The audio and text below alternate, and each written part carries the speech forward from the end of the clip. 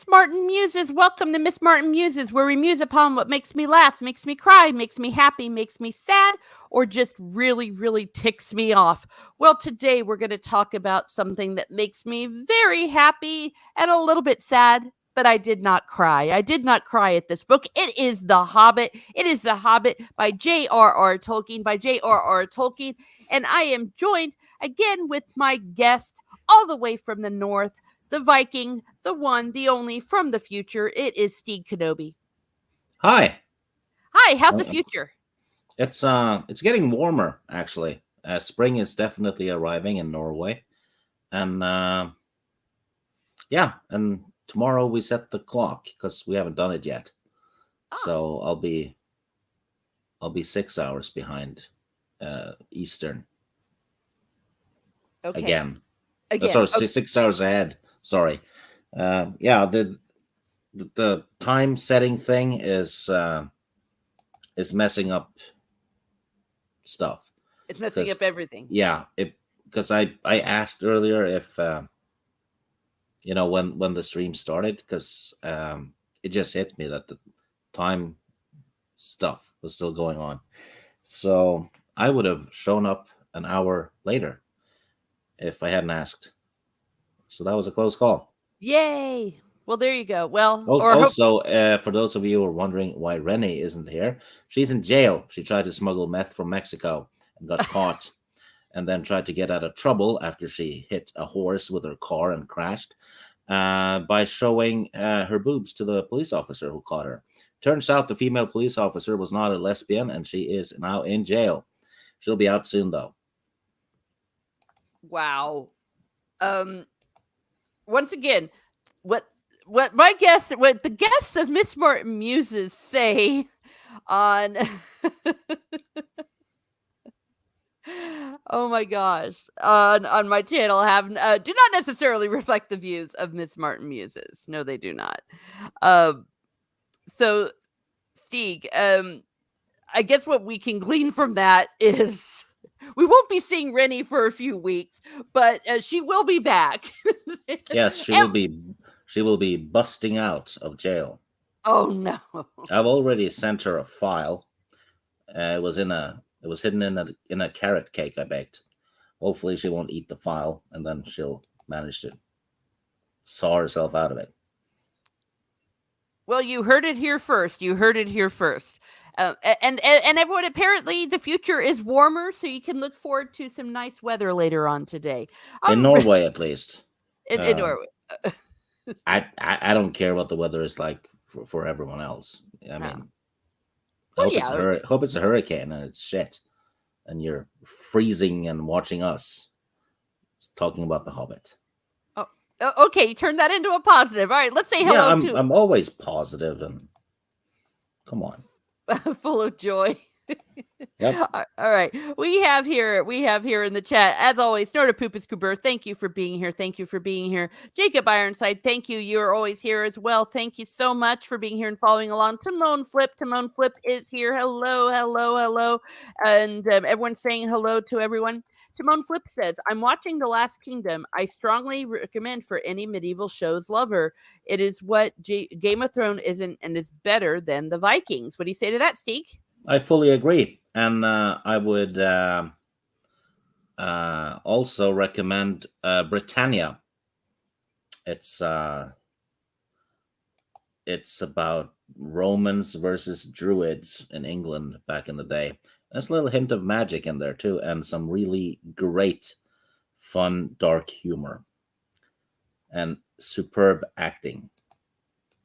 It has the guy who played the governor on The Walking Dead. He plays the baddie. And Palpatine is in season 1, And the guy who plays, what's his name? The guy with the cat on Harry Potter. Yeah. He's in it. And the skinny guy from the Pirates movies, the guy with the eye. He is in it, and he is fantastic in this show. Not kidding. He is great. And you have what's her name? The older lady on Harry Potter. She's one of the teachers. Maggie Smith? She has like snake eyes. I think she trains. Yes, she's one of the teachers. She Okay. is in it. A lot of famous people, and Okay. Britannia, 3 seasons so far, 8 episodes per season, and yeah, you'll get through them fast. It starts a bit slow, but then yeah, it kicks off. Okay, well, you heard it here first. Excellent. Sort of poopus. Spiders, elves, and dragons. Oh my. Everyone's saying hello to each other. Thank you. Thank you for being here. Yeah, Jacob agrees he hates daylight savings times.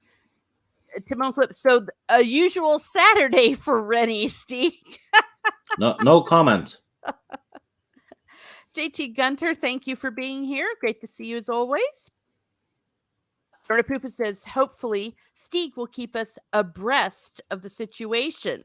Yeah, it's going to be very titillating today. Oh my gosh. Yeah. Okay. Genie Mac. But it JT. won't be. But it won't be nippy because it's getting warm. Oh my gosh. Okay. All right. It's warm in Arizona. Yes, it is. It's warm where I am as well. Britannia. I'll add it to my list. Yes. Yes, please. Where, says JT Gunter. Oh, I'm not entirely sure what that refers to. Maybe help me out there. So that's the people here and all of you watching and lurking and those that will be listening to it on the replay. I give you a very, very warm welcome. It is great to see you all here. It is great to see you all here. Jacob Ironside said, JT Gunter, it's a cool morning here in Texas. It will be 180 before you know it. Oh, yeah. You can't even go outside. Yes. It's like opposite time if you live in the South in these places. In the other countries, they have to stay inside for the cold. We have to stay inside for the heat. Daylight saving stuff is an issue, or rather, it helps a lot of the northern countries during wintertime. But when you set the clock, especially, people have to work outside. So it's it does bring some good too, Yeah. So even though it's annoying, I would rather keep it. Well, there you go. That's the 2 cents. And I know that there's other people as well that would, and it's better for some regions than it is for others. I think that's yeah. I know. Yeah. Timon says no daylight savings time since the new president. It's great. Oh well. Yeah. Like I said, it just I think it depends on maybe your situation stuff. I do know for us though, it's very confusing because since you change at a different time that we do, we all have to adjust our clocks and our relative time to you for like a week. And no, then I have to adjust to you guys. Oh yeah, but I try to help out. Because you guys are streaming at the same time anyway. But I need to remember. I need to adjust all the time zones. Yeah. So it's a pain in the ass, and yeah. Yeah. But okay. I manage. You manage. Well, I try to actually help you. That's I guess what I was trying to say. Yeah. I try to be nice. But yes, and then it gets confusing because we then after a week or two it switches back again. Yeah, and then I switch before you guys in the fall. Exactly. It is a pain in the buttocks. A pain in the buttocks. Well, I can tell you what is not a pain in the buttocks. It is The Hobbit. It is The Hobbit by none other than J.R.R. Tolkien, the first book that he published of this story, and then later became his epic Lord of the Rings. Now, well, the last time we stopped, they were going into the dark forest, and we're told to keep to the path, and this chapter is probably one of the creepiest chapters in the book. Because as they're going along, they're in Mirkwood, not the dark forest. No, this is not Hansel and Gretel, though it definitely is reminiscent of those fairy tales, going into the dark forest and having to stay on the path. And they go through many different adventures, and this is a very episodic book, so it's not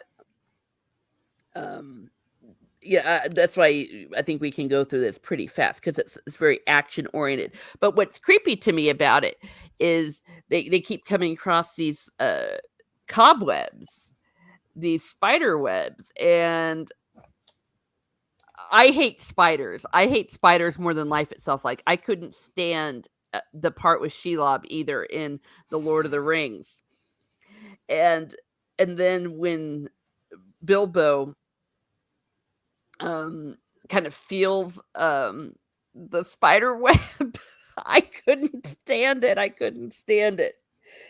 Um, and then of course they realize that they're all tied up. The dwarves all got tied up, I believe. Yeah, and then the spiders actually talk, and that's another aspect of this story is that the animals tend to be talkers in this. I believe the term is cocooned, not tied up. Cocooned.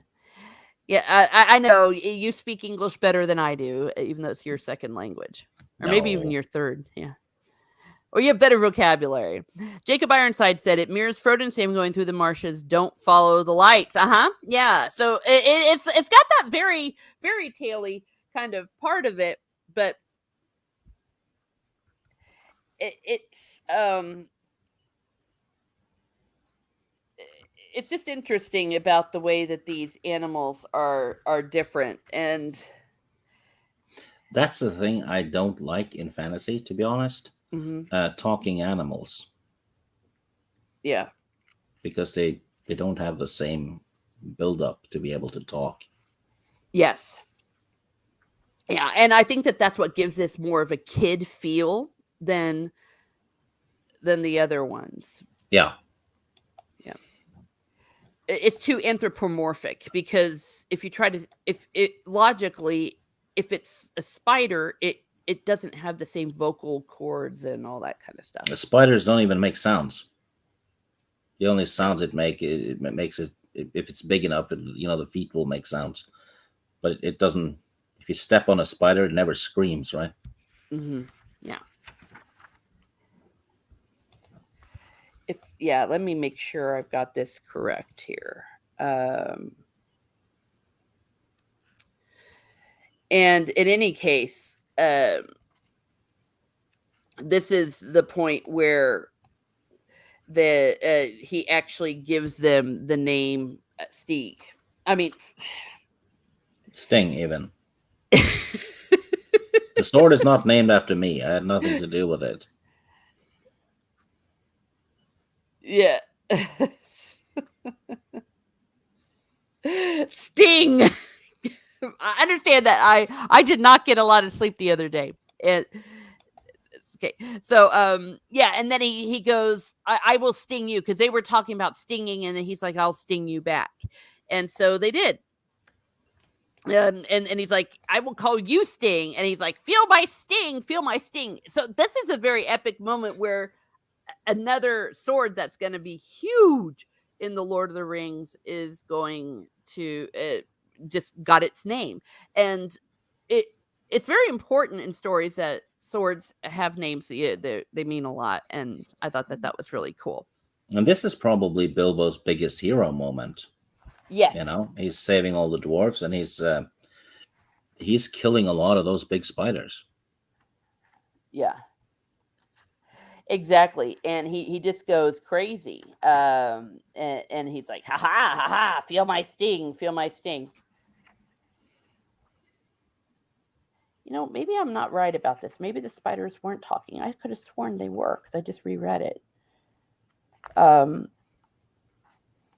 If I was wrong, you may flay me alive later.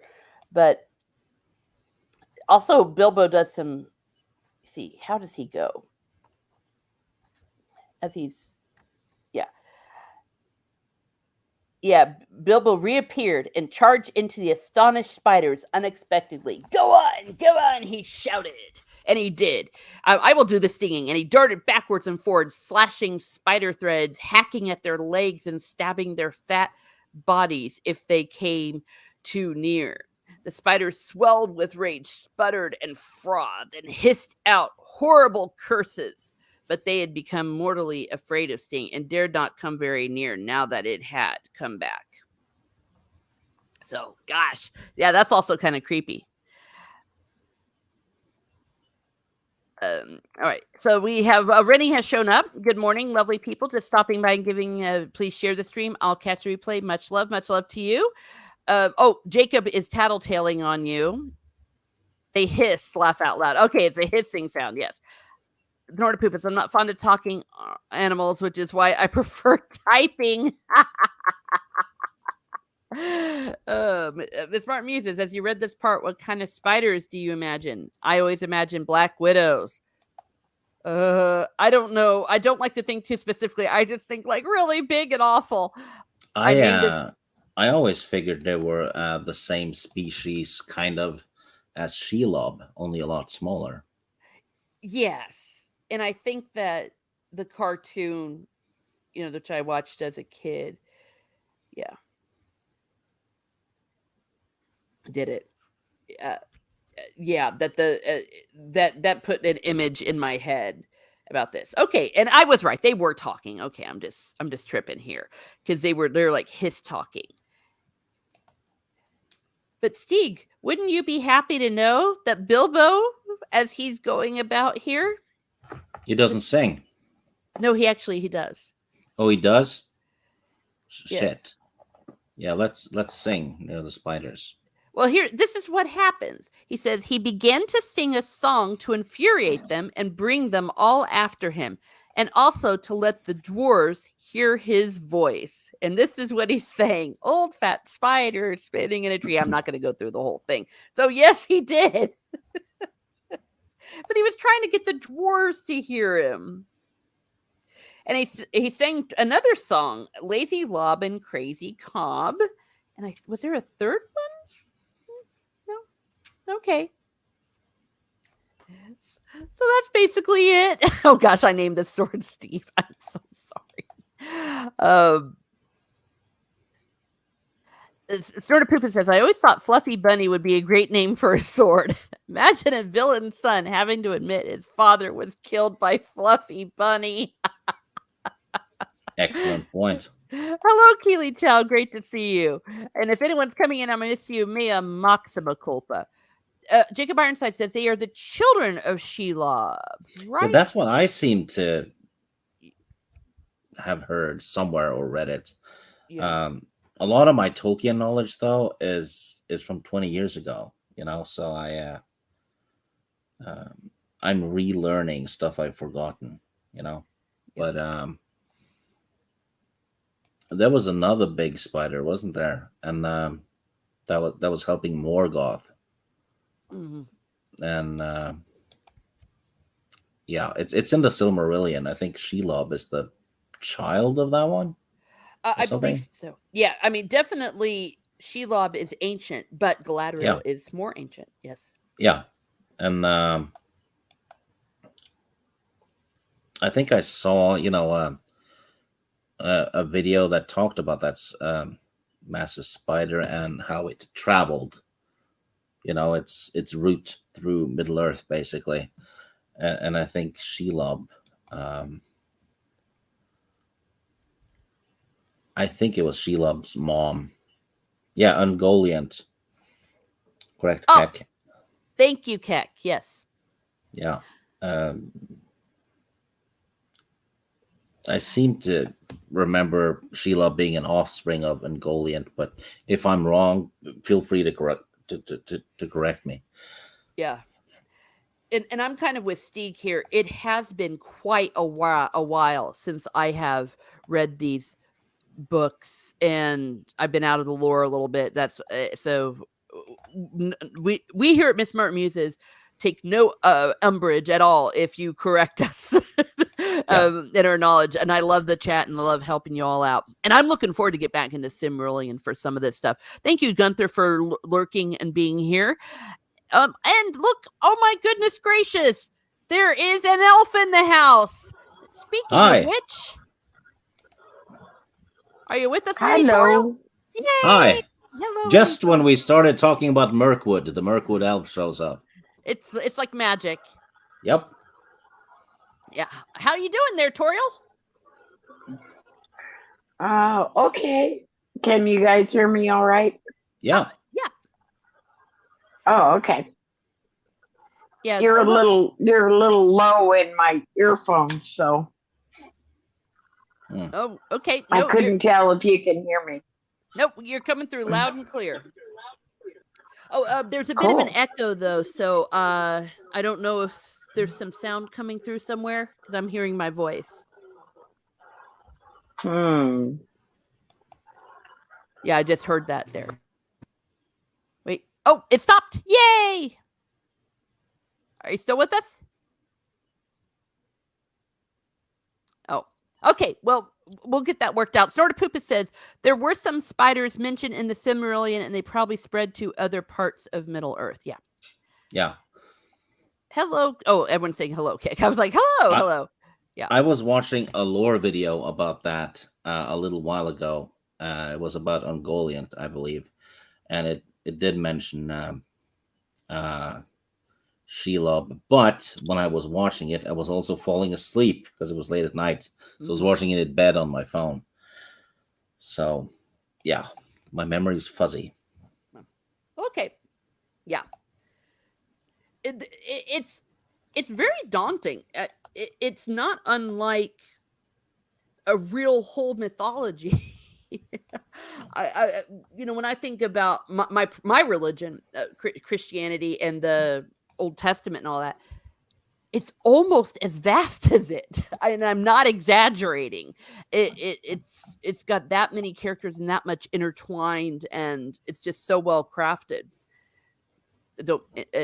It's fun though to rediscover these. It's fun though to rediscover these. Okay, so we're gonna go ahead and go on to the next part where they end up they get captured by the wood elves, and it is Legolas's dad. I'm probably Yeah. gonna butcher his name. Yeah, Thranduil. This And is actually a plot hole in the Peter Jackson movies because uh-huh. Peter Jackson has a scene where Legolas and Gimli are drinking, and Yes. Legolas seems to be immune to alcohol. Yet, in the Hobbit movies and the Hobbit book, one of the elves guarding the barrels Uh-huh. is sleeping because he's drunk. And he's a wood elf, same as Legolas. Yes. So he should not be drunk. No, he should be able to handle his wine. Yeah, they're simply immune to alcohol, according to the Peter Jackson movies. The drinking stuff with Legolas and Gimli does not happen in the books. Yeah.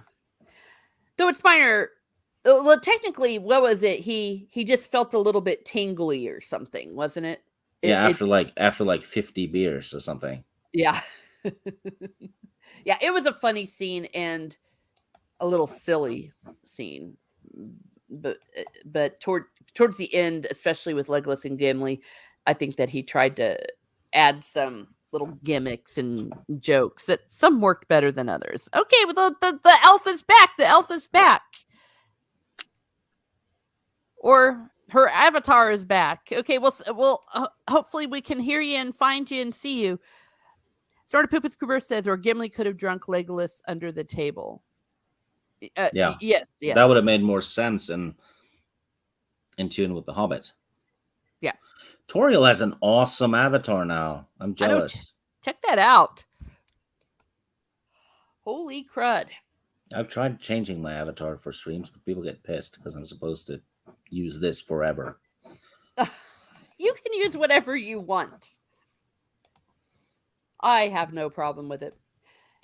And then Balin's all, oh yeah, when they get captured, they're, because part of it's like, what the heck they being put in prison for? And they're like, what have we done? He goes, it's a crime to wander my realm without leave. Do not forget you were in my kingdom, using the road my people made. And so he, which is kind of odd. Like, it's illegal to wander his realm. Mm-hmm. So as a punishment, you get to stay in this realm. Yeah, he puts them all in prison. Yeah. I will keep you all in prison until you have learned sense and Yeah. manners. So, but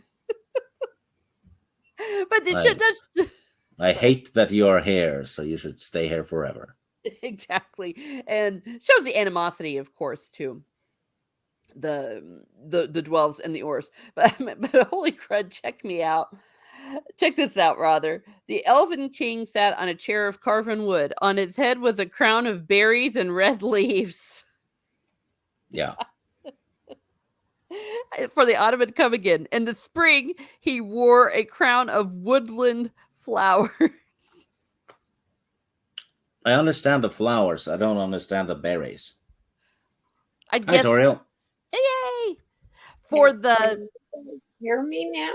Yeah. Yes, we can. Hooray! Hooray! We were just talking about your people and why your king has berries in his head, in his crown. It changes with the seasons. Yeah. And Maybe autumn. it's member berries. Oh. Oh, no.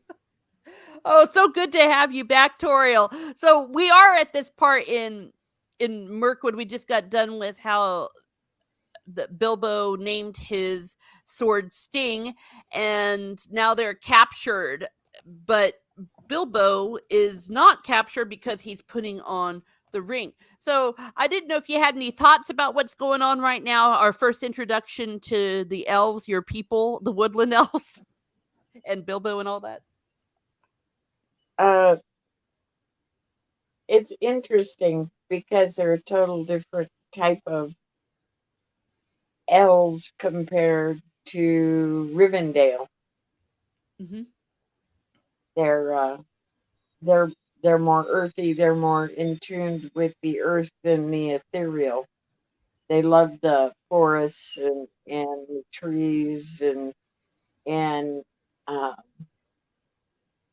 let's say the human world. They're not as longingly to go to the west. Mm-hmm. That's a good point. Yeah. And especially the way that they array themselves with things like everything's out of wood and berries and flowers and things that are in Middle Earth. They're almost like kind of like elven barbarians. Oh, that's interesting, but that's correct. The elven equivalent. Yeah. It's not like they're completely savages or anything, but it's more they're not as civilized as the elves. Like Toriel said in Rivendell and Lothlorien. So they're definitely a different breed and quite possibly more badass because these are probably guerrilla warriors, right? Mm-hmm. Very territorial. Good point. Absolutely. And when I think we see that with Legolas, but also no less. The other elves are no less fierce though, because they are obviously formidable foes, and when they're having their battles. Oh, Toriel vanished just as I called her people of barbarians. Hope I didn't offend. Yeah, we don't want to offend elves. We want to be very kind to elves. We love elves here. It's like at Miss fuck Martin the Viking, I'm out. Yes. Oh gosh, Keck44 says they were kept in prison because the king wanted to poke into Thorin's business. Oh, well, there you go. Yeah, Sounds dirty. It sounds very dirty. I think it was intentional. It's like there and in the back again. Oh no, no, don't do that. But again, it strikes me that when Tolkien was writing this book, the use of the ring, Bilbo's using it left and right as almost a potion, like a magic trick. Like, this is my invisibility potion. This is my invisibility ring. You don't see that it has any effect on Bilbo. No, and he wouldn't necessarily know the effect at that point either, because um, Sauron is not like he is in the Lord of the Rings. He is the necromancer who is still about.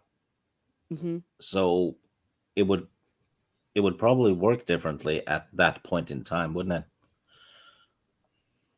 Huh. Sort of Poopa says Thranduil and Legolas were Sindarin elves. Apparently, it was not uncommon for Sindarin elves to form a sort of aristocracy among the Sylvan elves. Uh-huh. Well, there you go. And once again, we lost tutorial. I hope you can come back, lady. We miss you. Not that kind of a poke, says Keck44. Antiderivative gel Bilbo is hearty. Okay, that's a good point. That's a good point. I didn't even think about that, Stieg. I don't know if that was something that Tolkien thought of later, or if that was actually part of his master plan. No, I think he came up with it later and made it fit. Yeah. Because when you read his letters, a lot of these things that poke up, it's almost like they're coming out through his subconscious. And he'll even say, I don't even know what's going on with this, but maybe this is something I need to explore a little more. Okay, then. So they're all in prison because they don't want them there, so they're going to imprison them for being there. And Bilbo's is so left alone. It goes, poor Mr. Baggins. It was a weary long time that he lived in that place all alone, always in hiding, never daring to take off his ring. You would never see something like poor Mr. Baggins in The Lord of the Rings. Just another reminder that we have a children's book going on here. Oh, yeah. Yeah. But he knows how to write it so well. It's so vivid. The fact that he was able to scare the crap out of me on a reread after how many times with those stupid spiders, it shows his skill. But in any case, we're moving on. That one day while wandering about, I'm looking now at a summary here, Bilbo discovers that the gates are not the only way out of the caves. A stream flowed through the lowest regions of the palace, although the exit was blocked with a portcullis. As there were no vines in Mirkwood, the elves drank wine that were, quote, brought from far away from their kinsfolk in the south or from the vineyards of men in distant lands. The empty wine barrels were floated back down the stream to Lake Town, from where the wine came. So this is where we first hear about Lake Town. Yeah. Lake Town is an awesome place. Mm-hmm. Hi, Toriel. Yeah. Oh, speaking of Toriel, Snortapoopa Scooper says Lady Toriel is being elusive, as befits an elf. Well, exactly. There you. Jacob Ironside says, I name my sword Poke. Yeah. No, I love Lake Town. It is. Oh, I can hear you, but you're very. Oh, we lost her again. It sounded like the probe droid from Empire Strikes Back. Oh, you're right. It did. Yeah, that little sound thing in the background. Yeah. It sounded like a. Yeah. It was probably us, though, that was echoing. Yeah. We need to boost your signal. I agree with you about Lake Town. I think it is amazing and so much fun. It's the kind of place you want to go and just hang out and, sing songs at or something and have a vacation. Yeah, and you can literally just throw a fishing line out the window. Oh, that would be awesome. And sit inside and fish on, during winter and all. That would be badass. So you wouldn't have to freeze. Yeah. I guess if it's stormy and if you get a hurricane, though, Lake Town is not a good place to be. Oh, no, you'd be screwed. You'd get flooded out. Yeah. Yeah. Good point. Or we learn later the hazards of living so close to a dragon. Yeah. They do believe the dragon is dead at that point, though. Yes. But it isn't. Yeah, because he hasn't been around for a while. Yeah, that part's scary as hell too. Sort of Poopa says, "I think Toriel is trying to lure you deeper into the forest." Yep. Yes, yes. Beware the elf. Beware the elf. But I really always loved this way that they escape. It's clever, so that they decide to stuff the dwarves and they all get stuffed into these barrels that are empty, quote unquote, and float off away to safety. That's just fun. That's just like good adventure. Yeah. Hi, Toriel. Yeah, speaking of great adventure. Oh, okay, she's still being elusive and graceful as always. So, anyways, so then they as the elves come, they just float them down the barrel, and they almost think this is a little weird. They're a little heavy, but then they don't. So they just bob down, almost like one of those water rides you used to go to as a kid. I don't know if you had any Which of is those. Peter Jackson. That's what he turned it into. He turned it into like a ride with action. Oh yeah, that scene was absolutely absurd. Every single part of it. Yeah. It was a theme park ride. It was a video game, but not any kind of the video game I would want to watch. I think I hear you, Toriel. Okay, can you hear me now? Yay! And Coming no echo. through loud and clear and excellent. Yeah. Cool. I got a headset to work finally. No Yeah. echoes. It's coming through in Elfish though. Oh, Cool. don't listen to him. We can understand you. You're speaking good, pure English. Then I can say things and you'll never know what I'm saying. Hey. Well, there you go. Well, anyway, so we just got them to escape. They went down to Lake Town. So you were starting. Just as a side note, if someone did a stream in actual Elfish, that would be a serious high level nerdy, wouldn't it? Yes. If someone's... I'm learning. I'm trying to scope out and learn some of it in Elvish. I'd love to learn. Oh, that'd be awesome. Oh my gosh. Then you really would be the most high lady that we know. Holy crap. Well, do it. Besides that, I had to go sharpen my swords and restring my bow because of my barbaric attitude. Oh. Uh-oh. She heard that. Yeah. Well, on that note, Toriel, what do you think of your people in this chapter? I think on one hand, they've been hidden away where the king has just, he refuses to take part. He loves the world, but he only loves his world. He doesn't care for humans and other species, it seems like. Sindril, since he may at one time had feelings and caring for that, but that went away when he lost his wife. Oh, good point. Yeah, excellent points. And it's probably spot on. Yeah.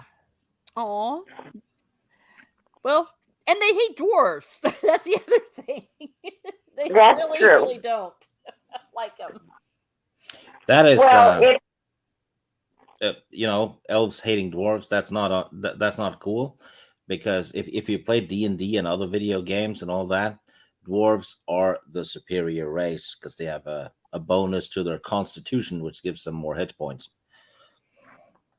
So, Well, like in the movie, it says, he wanted, what contributed to that factor was he made the deal for the necklace, even though that's barely referred to here. But that was a necklace for his wife, and that's why it was so important for him to have it. Because she died, and that was his last thing, and that was refused him after he made the deal with the dwarves also. So his hatred doubled because he felt like they took part of her away from him. Yep. Also, I'm not sure if this has been explained anywhere, but when Thranduil shows his face, he shows off the injuries that he's gotten from a fire drake. Sometime way back in the day, right? I'm wondering if that is what killed his wife. Yeah. I don't know if anyone in the chat can help us out with some of that. I'm really sketchy on these details. Yeah, I'm not sure if. I think that stuff was for the movies, but it kind of makes a lot of sense to me. I see. Well, the necklace stuff and all that. When I'm wondering if that happened when. That could be because they went and they fought the orcs before. Remember when Legolas was talking to Tauriel? Yeah. When in the movie where he says there is no grave, there is no anything because she was killed when they went to, where is it? Oh God, my brain just went blank. Where they were all massing. It's not Minas Tirith. It's the other place where the bats came from. All the bats, and they were assembling the army. She died there when the elves went and fought there, and I'm wondering if that's maybe where his injury came from. Because they did have fire drakes back then. Yeah, they did. And that's probably why there's no grave, because she got flamed. Yeah, they never really did explain how she died. But if you noticed that when they first go to Mirwood, there is a statue that they never explain. Right at the entrance of a beautiful elf that Bilbo sees. That's true. That's very true. And I'm wondering if that was not a monument he made to his wife, that every time you go enter the Mirwood before it became bad, disease, that wasn't a tribute to his wife. Shit, now I want to watch the movies again. Okay, yeah, I was getting confused there for a second because I was like, I just read this stuff. I do not remember. Okay, so I understand. It's in the movies. Okay, but, so this is the movies. Okay. Yeah, and I think with the Hobbit is a very basic book. You get the Hobbit story grows when you read the appendices and the about the stuff that's happened before and during the Hobbit. Uh-huh. So it really fleshes it out, and I think the movies added a little bit to that, especially with that necklace thing, and Legolas's mom being gone. Okay, the Hobbit movies gets a lot of stick, but in my opinion, most of it is due to the cartoony action scenes, and yeah, and me being there, that has nothing to do except for too much male testosterone, and that's exactly why they put her in.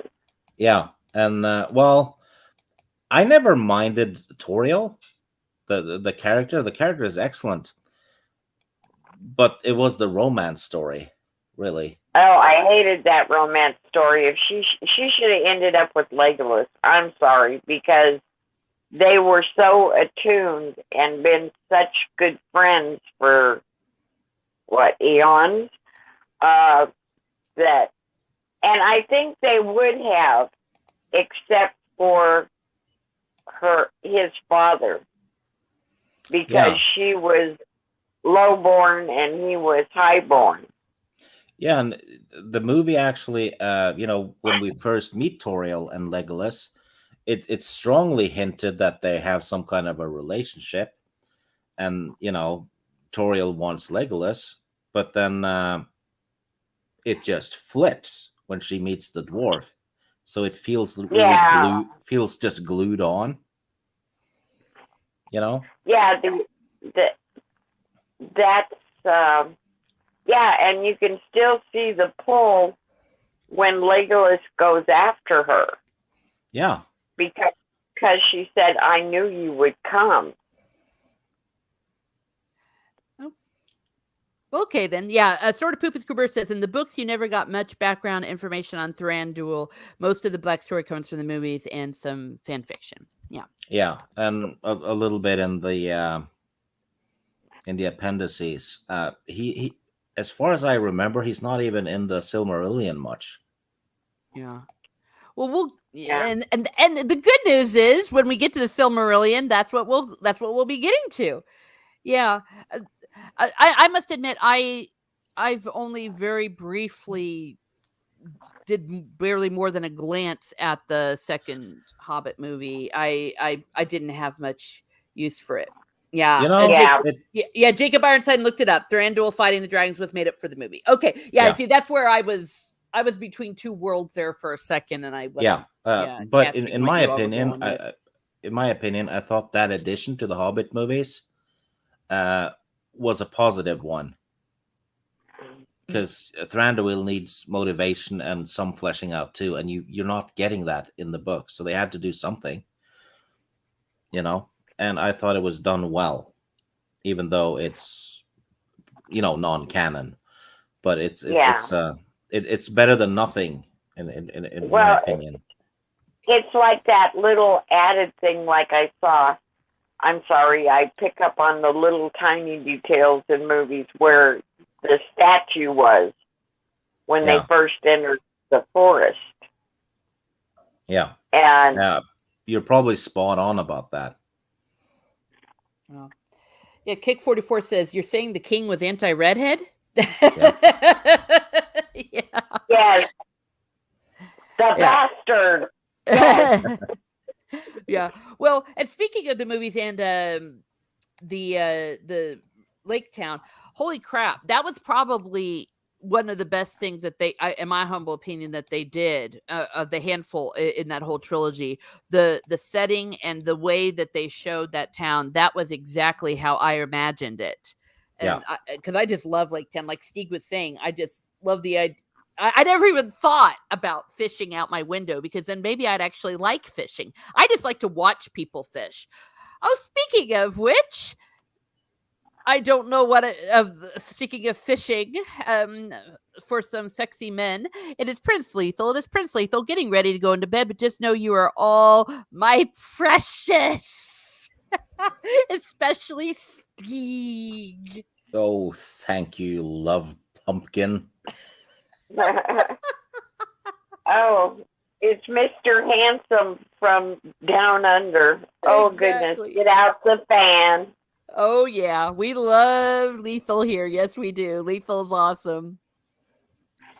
Yeah. Well, sleep well.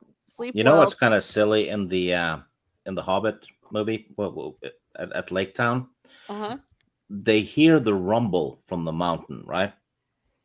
And they're like, uh-oh, something's off. And then right after, everyone's asleep and the orcs are fighting on the rooftops. And almost nobody notices the fighting on the rooftops. So I'm like, you went to bed right after you heard the rumble in the mountain with the dragon? and you slept that soundly, so you didn't notice the the orcs. They were all chickens and nobody came out. Basically, I don't know. It was weird. Yeah. Yeah. Yeah, it was like everyone was like shocked at the rumble in the mountains and all, and I'm like, that should keep you awake, shouldn't it? At least for the next Yeah. 5 minutes. Yeah, orcs jumping around on your roof and fighting going on in your streets, and Yeah. the At only least- thing I I mean, thing I oh, sorry. go ahead. Well, at least show us some frightened people closing their windows. Yeah. Hmm. The only thing I did like about Tariel that they didn't make her out to be a super elf. Yeah. You know, they showed her as a warrior and a very good warrior and captain of the guard, but she took her punches. Yeah. You know. She got beaten in the third movie. Mhm. She took a royal beating, and Toriel is definitely not a Mary Sue. Legolas, however, is absolutely a Mary Sue, especially in the Hobbit movies. I mean, he's running up bricks as they're falling down. I mean, come on, it was too much. Oh, absolutely. It sort of poops says there are no orcs attacking Lake Town in the books. Yeah, none of that at all. Oh. And it was fun. I like the chapters with the Lake Town and all that because again, they had a big feast and all sorts of stuff, and I love that. And lots of singing, of course. Yeah, Thranduil, Yes, lots of singing. yeah. Kick 44 says Thranduil is only mentioned in the index of names in the Silmarillion, does not appear in the book. Thank you very much Thank for you. that. I do appreciate that. That's what I thought, because he. I remember when the actor was announced, I didn't even remember the name Thranduil because it's barely mentioned anywhere. So I had to oh, who's Thranduil again? I'm like, oh yeah, Legolas's dad, the king of the Elves. Yeah, that's how. I do like the addition because it did flesh it out. Like you said, it did flesh it out a little bit. I know they didn't. They had to, like you said, there has to be motivation there. And so that was one of the motivating things that they did to give it more fleshed out and more backstory for people and show the hatred that was there from Thorin. Yeah, and you have to show why there's hatred too. Otherwise, you'll just have the elves hate the dwarves, and the viewer will go, why? Yeah. Sort of Poopus Cooper says, beaten like a red-headed steppe elf. Wow. Hey now. Hey now.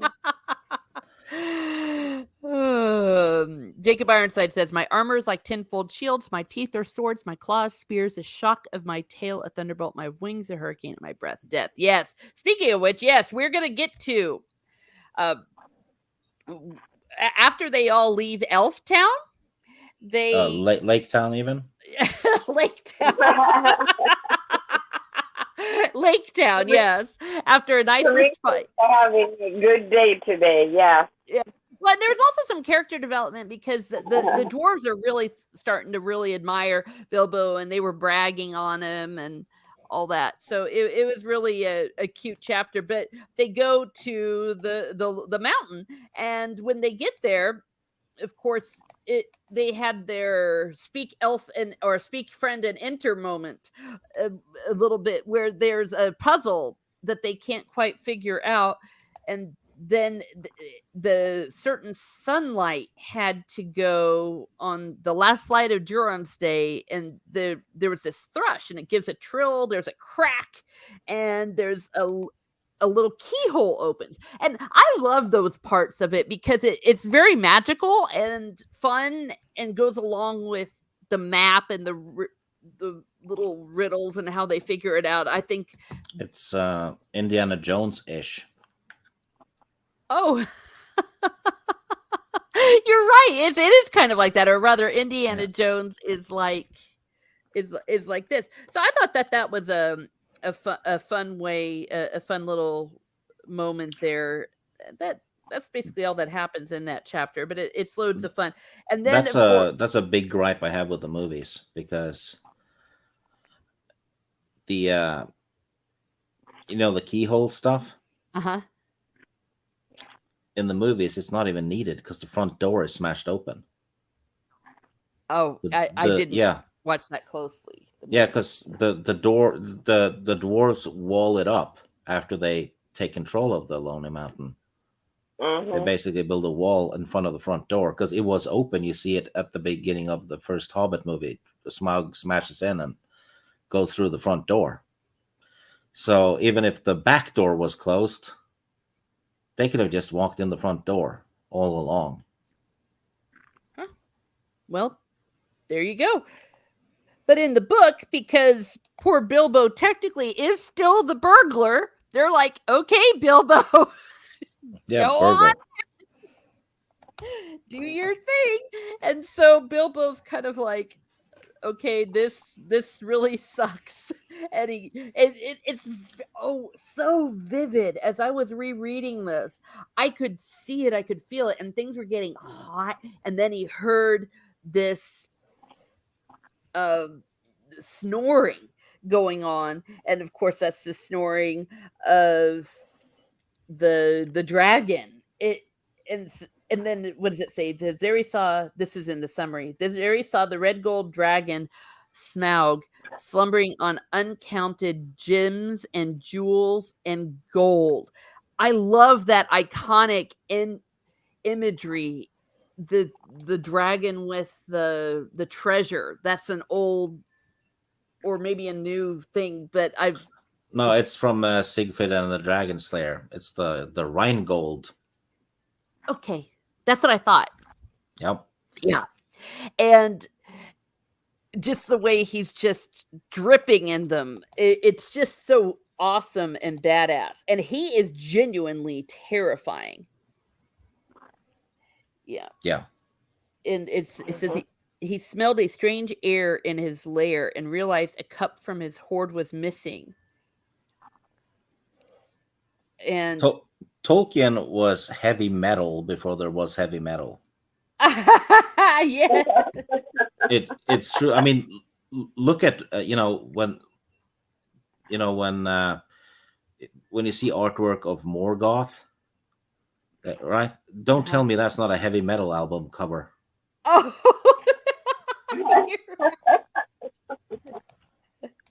Yes. Welcome, Justin. I see you. Jacob Ironside says, have any of you listened to Ernie Serkis reading The Hobbit? His voice as Smaug made me want to get under the covers. Yes, actually, that is what I was doing. Yes. Mm-hmm. But there was a dragon watching the front door. Do you know what the book really needed? Frodo and Legolas, the Merry Suit. Yeah. Well, Tolkien would have loved Iron Maiden. Well, maybe not the actual music, because of course he was an old fuddy-duddy. You know what? Tolkien would like it because Iron Maiden, all their songs are about history. That's true. Yeah. They're it's about historical battles and all kinds of stuff like that. So it's I think Tolkien would like that, the lyrics at least. Yeah, I was gonna say, because he was such a traditionalist, he probably would have hated the music and the. Christopher Lee, on the other hand, would he probably had all the albums. Oh well, yeah. I mean, Christopher Lee's the oldest man I've ever seen do heavy metal. Yeah, he won a Best Newcomer award when he was in his mid-80s. Yeah, that's the best heavy metal newcomer. I'm not even kidding. Yeah, that was a lot of fun. And even wore a leather jacket. If Tolkien grew up in the 70s, says Justin Proffer, he would have loved it. Yeah. Did you see Christopher Lee's acceptance speech of the award? Yes. He said he was gonna leave the premises on a motorcycle with a case of Jägermeister on the back of it. Yeah. And a stack of heavy metal magazines or something. Yeah. He's awesome. Well, speaking of heavy metal, Bilbo goes back in and Smaug goes, I can smell you. That is creepy as F. And I thought the movie did this very well. Thus befell, then there's a discourse between the two of them. And Bilbo keeps answering him in riddles and says that he's called Barrel Rider. And it says, by scent, Smaug knew Bilbo had traveled with dwarves as companion, but he could not place the smell of a hobbit. Again, the whole idea, it brings to mind the whole fairy tale thing about the witch that wants to eat the children. That this guy is like, I know your smell. And then he goes, no blade can pierce me. This is the moment where I thought, Smaug, how dumb are you? Because right when he says, no blade can pierce me, he rolls over and shows Bilbo right the spot where he can be pierced. The green patch. Except here, but you can't reach anyway. Or something. Something like that, yeah. It reminded me almost of the whole joke about, why do villains monologue? If they wouldn't monologue, they would just win. But that he just happened to show that off. But it's good to know. They begin to know. And then it says here in the summary, Bilbo grew more and more uneasy. He'd gone back to the dwarves and wanted them to close the back door. And at the last possible moment too, for as he began down the tunnel, Smaug attacked the side of the mountain. Stone crumbled inside and outside the doorway, and the company fled deeper into the mountain. Smaug's rage was quelled, but his vengeance was not complete. Barrel Rider, he recalled. Taking flight, he headed south toward Lake Town.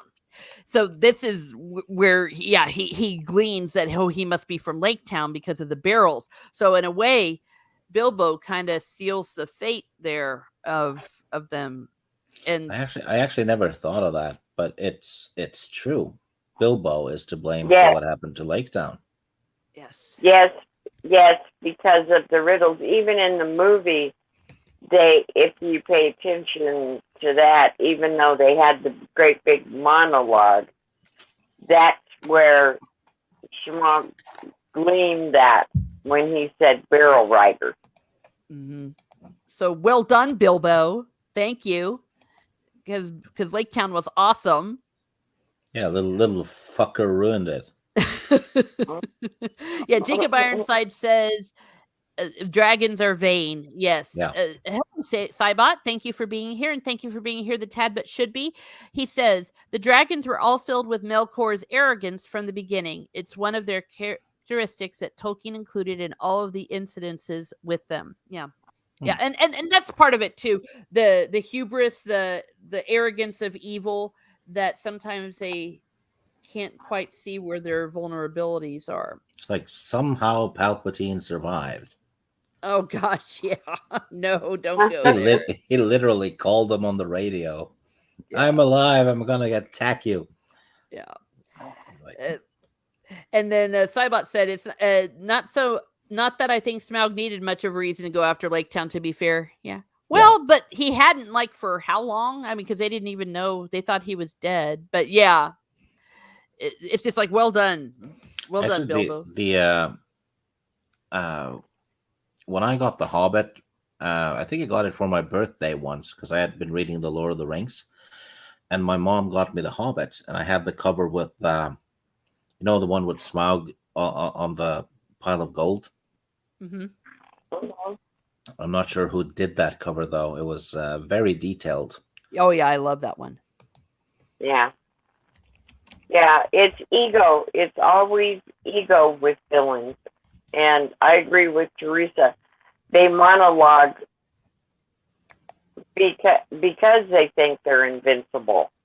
Yeah. And, yeah, it's totally ego. Yeah, Snortopoopas Burr said Bilbo's big mouth also gave Gollum some clues that he used in The Lord of the Rings and provided Sauron with the name Baggins. Yeah, Though, of course, he couldn't have known at that time, but you are correct. Absolutely. Pugwaddle saying, hello, hello. Thank you for being here. Cybot said they were beneath his nose until then. Yeah. Mm-hmm. Yeah, you never want to give any attention to the, you don't want the bad guys to notice you. That's sometimes the best way. Stieg went ahead and he shared here the picture. Let me bring this up. And meanwhile, while they're all stuck there and himself is out at Lake Town, Bilbo returns and he finds the Arkenstone. The big one. So that happens. Yeah, here it is. Yes, I love that. I love that cover. Mm-hmm. That cover is amazing. Yeah, I have the original one now. The one with the pointy mountains. Uh-huh. I think that was the first cover. Yeah. Oh, yeah. Yeah. Perhaps. I honestly don't know, but I just think it is just freaking amazing. So in any case, so after Bilbo gets the Arkenstone and kind of keeps it for himself, for now, and then he goes back to the dwarves, and they give him, as payment for his job as burglar, the mithril. So that little shirt that will save Frodo's life several times in the Lord of the Rings. Punkwaddle says it's a juxtaposition, the arrogance of Smaug, the naivety of Bilbo. Well, that's an interesting way of putting it. Yes.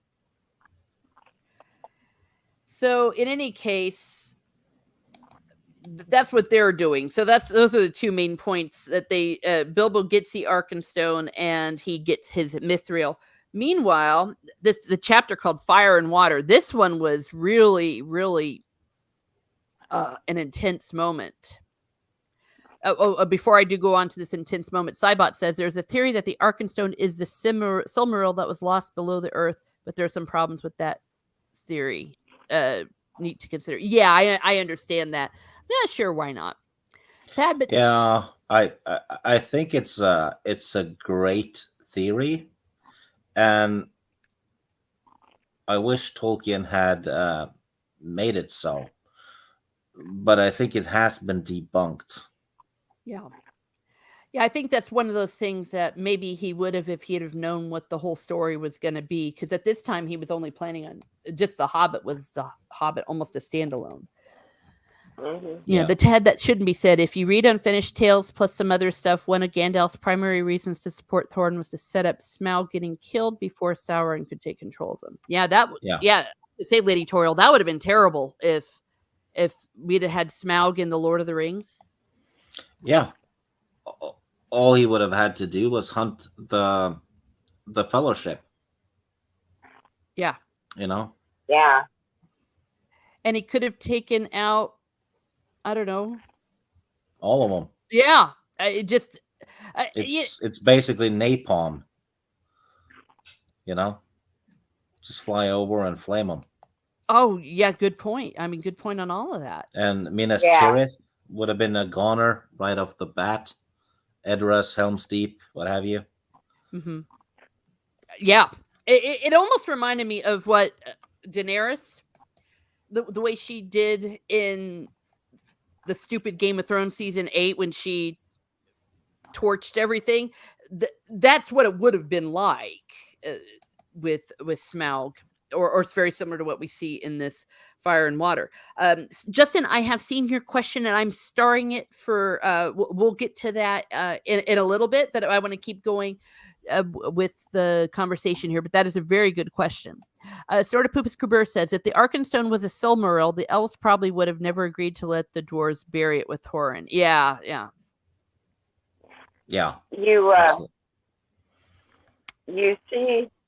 You see how far ahead Gandalf is planning. Mm-hmm. And it's amazing to me. He's like an eternal because, they brought him in for this, basically.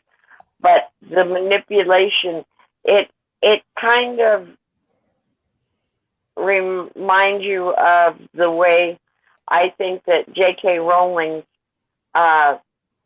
founded her Dumbledore after Gandalf. Oh, yes. In a way, it was a bit of a cheap gift. It's plans within plans. He needs to get these people here in order for this to happen, so this does not happen in the future, but he's not letting anybody in on, he just manipulates, and that's the way Dumbledore works. So you can see the connection between those two if you look on how they go about things. Yeah. Oh, absolutely. Though sometimes Gandalf wasn't always entirely sure why, because he was like on a detective journey as he's trying to figure out what's going on. But for sure, it does seem like there's many of those aspects of it. Like, I think that if you would have asked Gandalf, did he know what he was doing was going to lead to all this, he would say he didn't know what it was going to lead to in the Lord of the Rings, but he just knew that he had to do it. He knew that he should go and find Bilbo, and that was going to be important. He just didn't. It was kind of like a better safe than sorry, and he knew something was off due to the necromancer stuff. Yes.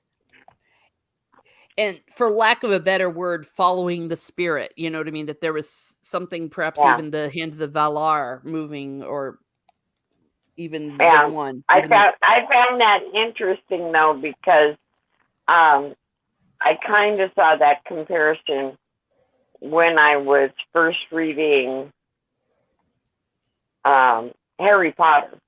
Yeah. That's what it reminded me of. It was like, Yeah, no, absolutely. Especially the way it all fit together. And that's, I think, why in many ways Harry Potter still stands up nowadays. Well, in any case, in this chapter, Fire and Water, this is really, really intense. And it's scary because at first the people think that it's, the king of the mountain is forging gold, that's what they're hearing. And as we as the reader know, that's not what's happening. That's not what's happening at all. It's something really terrible. And then you've got Bard the Bowman, aka Gaston. I can't unsee it because he played Gaston, alerting the people. This is a summary, including the master of Lake Town, that the dragon was coming, and all the warriors get ready, and they've got vessels filled with water. You know, they're thinking that we got to do what we need to do because this guy's going to have fire, and we need to escape. And remember, this is a whole town, and Smaug, it says, first destroys the bridge, so it leaves the people, they're all stranded. So they're on this island with this hell-bent dragon, and it's really, really terrifying. But then a thrush comes along and comes to Bard and tells him of the bare patch on Smaug's breast, which was eliminated by the light of the moon. So this is almost where nature or divine intervention, or whatever you want to call it, happens. Yeah, it's basically Deus Ex Machina happening. It's kind of like, let's say you have a story, and the hero is in the final chapter, he's about to fight the dragon, and he can't do damage to the dragon. And then he tips over a rock, and there's a dagger beneath the rock, and it has the dragon's name on it. Mm-hmm. So he uses that, Yeah. Well, especially it's extremely convenient. Yes, and maybe Tolkien had even thought some of the stuff with Bilbo, seeing it, that if there'd been more development, it might have made sense if there'd been a later scene where Bilbo was talking to Bard and saying, hey, the dude showed me the patch on his belly, but there was none of that. It had to be a thrush that came and did it. It's literally a little bird told him. Yes. Absolutely. And those of you that know the Game of Thrones reference. Yeah, and I'm seeing these comments. These are great. Yes, about what would have happened with Smaug. So in Bard then takes his black arrow, which he had saved from his ancestors, and shot down the dragon. So yay, Bard the Bowman. I mean, what a name! I could see him at a tavern, singing like Bard the Bowman, the song. So, there was a terrible devastation and all that, but the the people, they're saying that they want Bard to be the king, and they're like, up the bowman, down the money bags. The money bags is a master of Lake Town. So what does end up happening with that? Yeah. Oh gosh, you see, this is where things get very, very quickly together.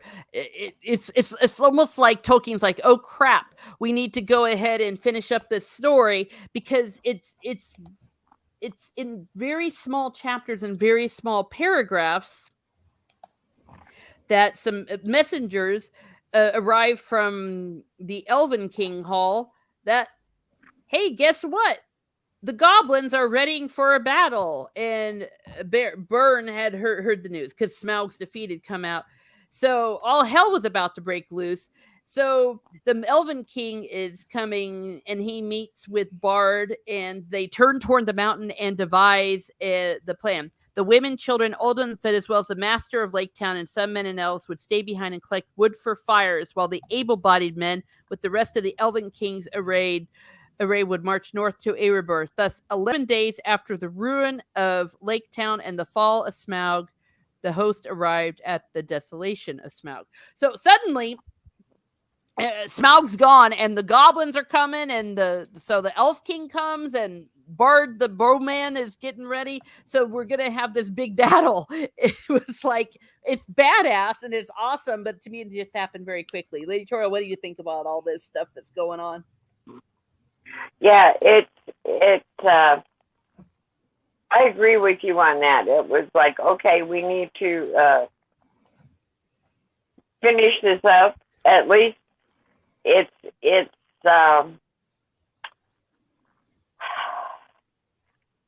you don't exactly know.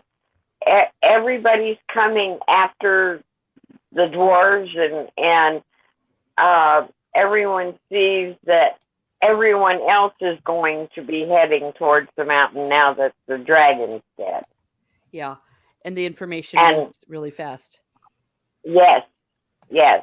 So everybody's moving towards there because everybody wants their share. Yeah. And then the Thrush shows up again. And Balin's like, I think it's trying to tell us something. I cannot follow the speech of such birds. It is very quick and difficult. Can you make it out, Baggin? So you've got these this bird, this magic thrush. Lady Toriel, do you remember where this thrush, like what's so friggin' special about this thrush that seems to be doing everything? It's like a good omen for some reason, and I think actually it's like a metaphor. Maybe it harkens back, I think, to what's the other wizard's name? Radagast? The one that talks, Radagast. Oh, okay. I put it together with Radagast. Oh, that's a good point. Because Radagast is the one that talks to all the animals. Radagast is the one who sends all the animals. And to me, that was Radagast communicating with the thrushes. But in his haste, he forgets not everyone can understand all animals. Mm-hmm. And I thought it was hilarious in that part with Bilbo. It's like, can you understand it? I mean, he's kind of looking at him like, are you kidding me? Yeah. I can't even understand you half the time. No. Yeah. But I can understand that because of the Raven. Why he thinks Bilbo might understand the Thrush because the dwarves can understand the Raven. Uh-huh. Mhm. Okay. But in my mind, I thought maybe that Radagast had sent the Thrush. Ah, Yeah, it's actually a good explanation. yeah. Yeah, because Kick says the thrush knocked, showing the way to the back door. The moon runes. Yeah. It just seems like it's very fortuitous there. I'd be interested in looking a little more into it. I guess I've never thought about it too much here. And sort of Pupus Kuber points out, Bard inheriting the ability to understand the speech of the thrush is reminiscent of the Rangers of the North, who are said to be able to understand the languages of beasts and of birds. Yeah. Yeah.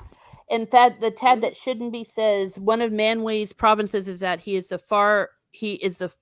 for lack of a better term, Lord of all birds. Gandalf was also Manway's right hand man. The thrush and eagles helping Gandalf was a connection to Manway. Yeah. Well, there we go. Okay.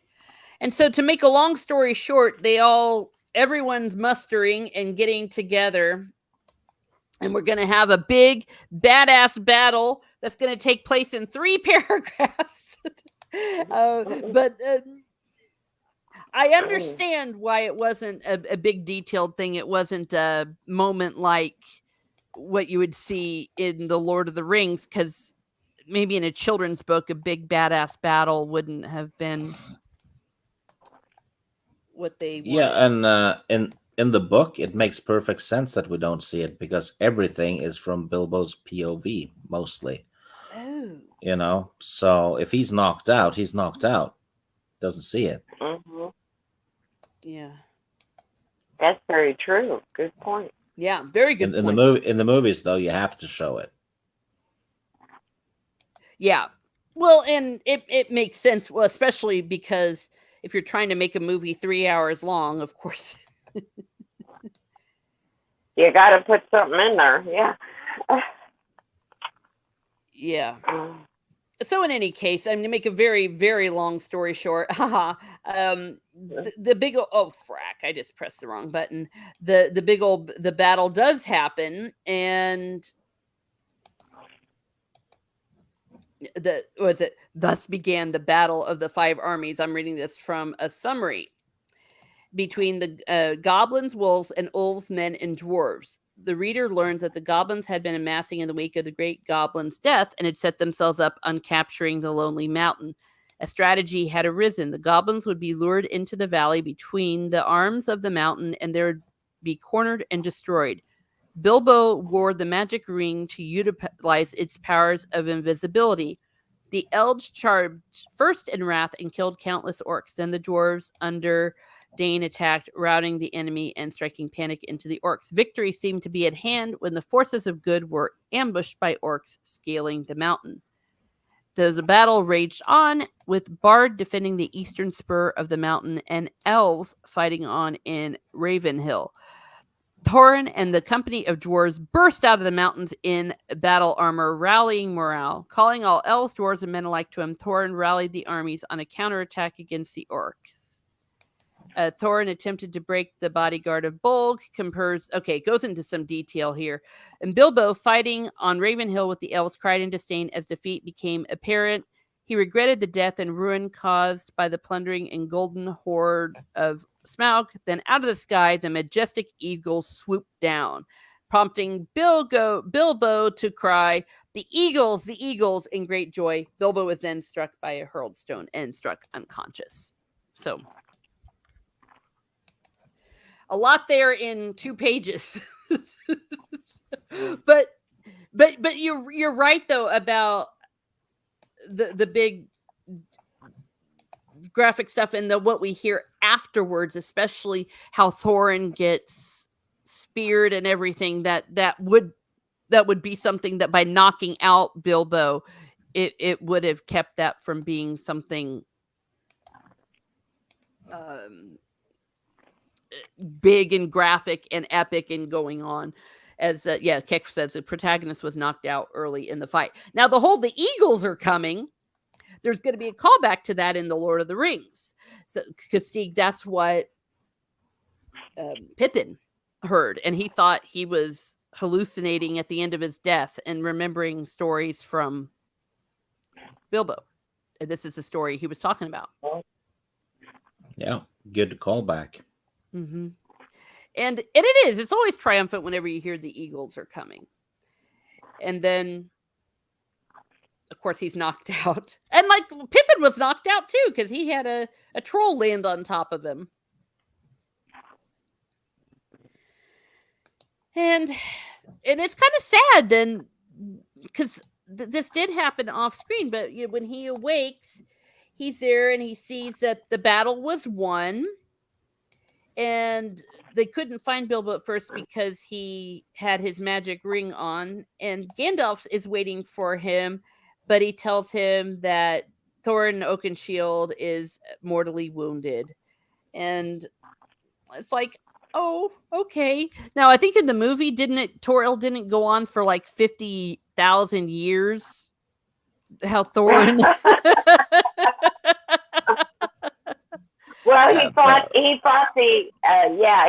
the orc over the frozen river, and and then it came to the big spiel where he was talking to him about, if people valued their home more than gold and everything, and he would part with him as friends, and only a friend would have done what Bilbo did with the Arkenstone. Mm. Yeah. Yeah.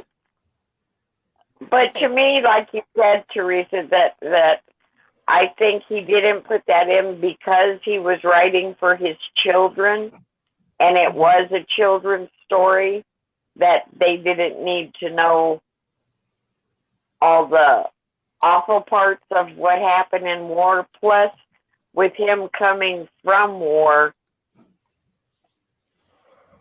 he didn't want to relive all those memories. He went about it more in the trilogy. But at that time, he was writing it for his children, and children don't need to know the horrors of war. Yes. I thought it was, the Thorin fight in the Hobbit was kind of... It was stupid when the pale orc leaped out of the river through the ice. Yeah. That's not even possible. Even if he can get enough pace behind him, he'd still just bump into the ice and sink. Mm-hmm. That was... I didn't like that. Yeah. And the only part, I'm sorry, Teresa. No, go ahead, Toriel. The only part that I liked, and it was so sad and it made me cry, sorry, it did, was when the orc, when he saw the orc was going to kill him, and he let him kill him in order for him to kill the orc. When he stabbed him through all the way through his body into the ice. The sacrifice that was made there, that part I liked. All the other leading up to that was kind of filler, basically, for me. Yeah, filler and silly, I thought. Yeah. like but the one part that did strike home for me was when he saw his opportunity, and he knew that if he took out, they say, cut off the head of the snake. Yeah. Exactly. And as Sort of Poopa says, Cousin Burn showed up and crushed Bulk with a big smashy hug. Yes, actually, Cousin Burr, your cousin Bear, he was the one that also saved the day, because the Eagles came, but things still might have gone south. But Burn shows up and he goes badass on everyone. He's just like a huge hulking south, and he just goes nuts, and that wins the battle definitively for everyone. So yeah, yay for your people, Snortopupus. Oh yeah, and Thorin. Oh, I didn't talk about that. How Thorin got a little bit of what they call what dragon gold sickness or something, and he had a big old fight with what do you call it? The main character Bilbo. He had a big fight with him and all that, so that before he died, he was able to ask of Bilbo's forgiveness, and they were all friends, and then he keeled over. Also, Philly and Killy died, and that was sad. But I liked that because it did show that there was some cost for the battle. It wasn't like that everyone lived. And Keck says, didn't Bane kill Bolg in the book? Oh, gee whiz. Maybe I don't know, but I like the story about Snortopupus' cousin, but that would be a headcanon. I can fact check that. This is okay. And then the rest of the goblins went scattering, and they all won. Yay! So what is it? Well, I think that when he was talking a little bit about the madness that kind of came over them, I think that Tolkien was trying to say something about greed, how money makes people crazy. It's definitely a story about greed. Mm-hmm. Yeah. Mm-hmm. Even Smaug's consumed with greed, really. Mm-hmm. Yeah, just like rolling around in his gold. Yep. Mm-hmm. Yeah. Good point, Jacob. I will completely agree. The best thing that came out of the Hobbit movie for me was the song "The Dwarf's Son, the Misty Mountains Cold." Yes, and I had the pleasure of getting to conduct a choir singing that with the instruments and everything. It's an amazing piece of music. With real dwarves? No, not with real dwarves. With humans. But with little people? No. It was played in A minor because they were so small. Oh gosh, no. But the score was absolutely magnificent, as were the songs. Well, absolutely. The Pippin actor got an Oscar nomination for his song for the final movie. Mm-hmm. I love that song. Yeah. Oh. The music and the cinematography and stuff, especially when it's not CGI, is amazing. The casting, superb, all of that stuff. And I was talking about this in the green room as they're getting ready to go back home and all that, and they're all hugging and saying goodbye. And we're in the back again part of there because we've been there. Now we're going back again. They go and hang out in Rivendell. It's Bilbo and Gandalf. They are traveling together. And by the way, Stieg, when they arrive, the same elves are sitting there in the trees just singing away. Of course they are. And then in one paragraph, a whole bunch of crap is there.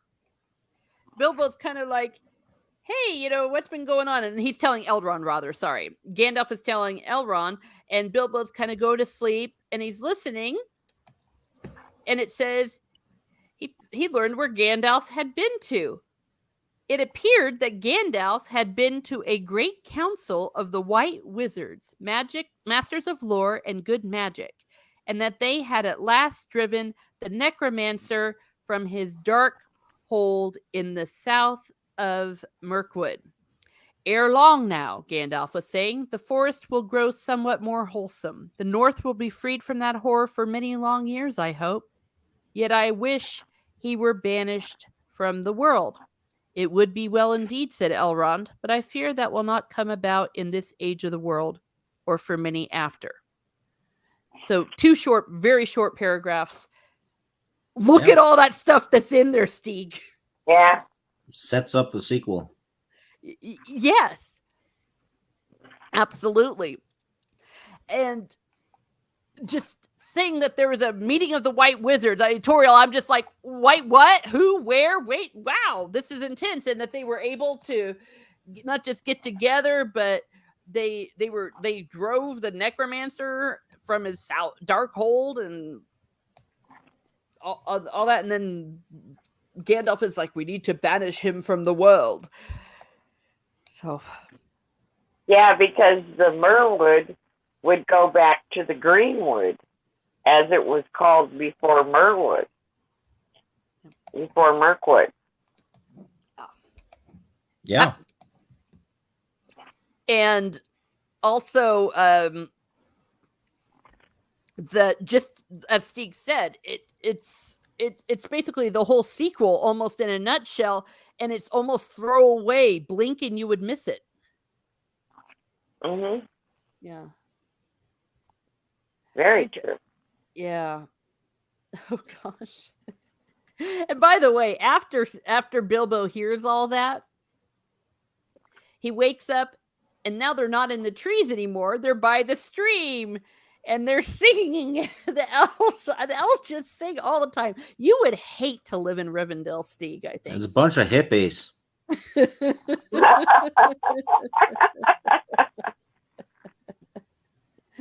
Oh boy. And everybody just going around singing all the time. Yeah. Yeah. Yeah, about how they're going to San Francisco. Well, no, technically, what's the first line? Sing all you joyful, now sing all together. Oh gosh. Yeah, and I'm seeing your comments. I love the conversation that y'all are doing back and forth. This is great, helping each other out, and yeah, clarifying which bear killed who, or who, and yeah, Jacob Ironside says that's cool. Teresa, Peter Dinklage would have been upset with you if you used real dwarves. Yeah. Oh my god. You know what's going to be fun when we get into the first chapters of the Silmarillion? Uh-huh. And we're going to talk about what happened in the first chapters, and everyone's going to know. Everyone's going to go, I don't know.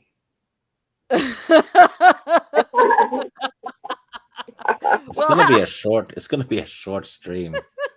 It's like there's music and the colors and yeah, and X, Y, and Z, and okay. I'll help. It will definitely be a different format because obviously there's not there's not a lot of that. Yes, but on the other hand, I know that you love the fact that the whole world was brought together by singing. See, because I know how much you love singing. The tad that shouldn't be said. Think of the Gradgen as basically the closest thing to Melkor that he ever corrupted. He poured most of his power into them, and then reflected the greedy, arrogant, spiteful, and corrupted nature. Yeah. Excellent point. Mm-hmm. Spot on. Mm-hmm. And Snortapoopa says, it's all that Miravor and Limbus. They make the elves giddy and elves sing a lot. Giddy elves sing a lot. And basically, you're saying that they're high. Oh, well, hello there, Shane Nolan. Welcome. Oh, Kick 44. All we are saying, give Stieg a chance. I hate you, Kick 44. It's nice. Stieg has to remember the hobbits though, and their tobacco. That's they sing and dance and yeah, that tobacco is not regular tobacco. That's probably why they eat so much. Yeah. If you put 2 and 2 together. Oh my gosh, they got the munchies. Okay. So that after all of that, they keep continuing their back again part, and they go back to the troll's cave, and they continue on, and then Bilbo, of course, sings a song, "The Road Goes Ever On," and Gandalf says, "You are not the hobbit that you were," saying that he'd changed. And then there's a bit of a funny part. So Bilbo's like, "Okay, here I am," and he's like, "What the hell's happening at my house?" And they're auctioning off everything. People are carrying off his things and his relatives. They had him declared dead. And Toriel, I thought that was awesome. Because the rivalry, I mean, how crappy is Oh, that? yeah. Yeah, go ahead. The second Bill Baggins, Fletcher's second Bill Baggins. It's like, what the hell? You declared me dead? And they're all taking all his stuff. And Bill, and it says that Bilbo had to spend several years legally getting himself declared alive. Yeah. Are you sure you're Bilbo? Are you sure? Yeah. And then because people had already bought the things from the auction, that I they, know that's terrible. yeah, so he had to buy them back. Because, no one was nice. You see, I was thinking, come on, people. Obviously, it was a misunderstanding. Just give all the stuff back. But no. I thought that was friggin' hilarious. Yes, and they did that part very well in the movie, and then it carries on with the reference about the teaspoons, when he was hiding the teaspoons for the party. Yeah. It references back, excuse me, I'm losing my voice, to that where with the auction, and she tried to steal my silver once upon a time. Yes, exactly. And don't you know that that's the way a lot of relatives really are? It sounds terrible, but it's like people really do. I don't know if you've had that happen, Toriel, where when people have died and suddenly, I guess, what is it, that dragon sickness or gold sickness takes over, everyone starts to lose their friggin' minds. That's true. I've known people that, they've come to knock down dragouts over stuff. Yeah. And you would have thought that in a family until something like that happened. Exactly. And sometimes over the most petty stuff. And also the way that Bilbo's just so bitter that they tried to take my spoons. My nice little hobbit hole. Oh my gosh. Yes. Oh gosh. But that was really low. But I thought it was also hilarious. And so, anyways, as time goes on, what does it says? It says that Bilbo kept his secret ring secret. See, what does it say? Oh, his magic ring, rather. His magic ring he kept a great secret, for he chiefly used it when unpleasant callers came. And I think that's when we all want that. But also, Toriel, I'm thinking, again, another hidden meaning there. He kept it a great secret. Well, yeah, because he was very generous with his gold and silver. It said that he bought lots of presents for lots of people, but that he kept secret. Yeah. Even from Gandalf, ha ha ha. Oh yeah, exactly. And because Gandalf wasn't there when they figured it out that he was disappearing. And this is another thing that I see as almost like that invisible hand that's working, that, well, he was doing it because he wanted to use it when people weren't around, but also could it be that slowly the precious thing was taking over for him? Yes. And I like the fact that he kept visiting the elves, so he would go back and forth. And they said that people would shake their heads and say, "Poor old Baggins." And though few believed any of his tales, he remained very happy to the end of his days, and those were extraordinarily long. Okay, that's where we knew that he perhaps didn't quite know what he was going to do with Bilbo, but it does fit in with Lord of the Rings. Nothing that we just read here it contradicts what happens in the Lord of the Rings, because he did remain very happy, pretty much, except for some of that ring stuff, to the end of his days, and they were extraordinarily long. Yeah. And I was gonna say, there's Stig. Yes. Well, I went to fetch food. Oh, speaking of hobbits Well, and hunger, all the talk of weed gave him the munchies. And then they He also. has a- Sorry, go ahead. he's having that second breakfast thing going on there. Oh, yeah. And you know what? It's because my first breakfast was a salad, and that just makes me more hungry. Oh. Well, that's good for you. Yeah. Jacob Ironside says the Sackville Baggins didn't believe he's a real Bilbo when he comes out. That is true. I forgot. Yeah, that was the other thing. They were like, he's an imposter. And everyone, of course, continued to think that he was just insane. But that's okay, too, because I guess, they don't like people that go on adventures. It's probably because he sings all the time. The other ones don't. Well, how do you know? How do you know that? How do you know that? Okay, and then Bilbo writes his memoirs, the first book. He calls it "There and Back Again: A Hobbit's Holiday." So they changed that, don't they?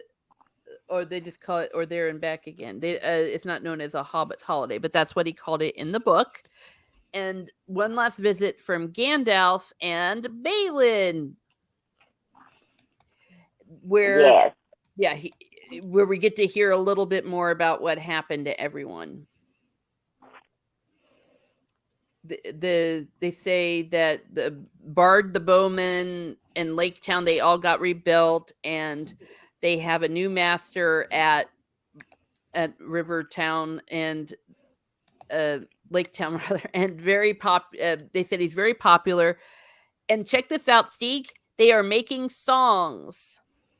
Of course they are. Yes. And this is the very knee-slapping, ha-ha, kitty kind of ending.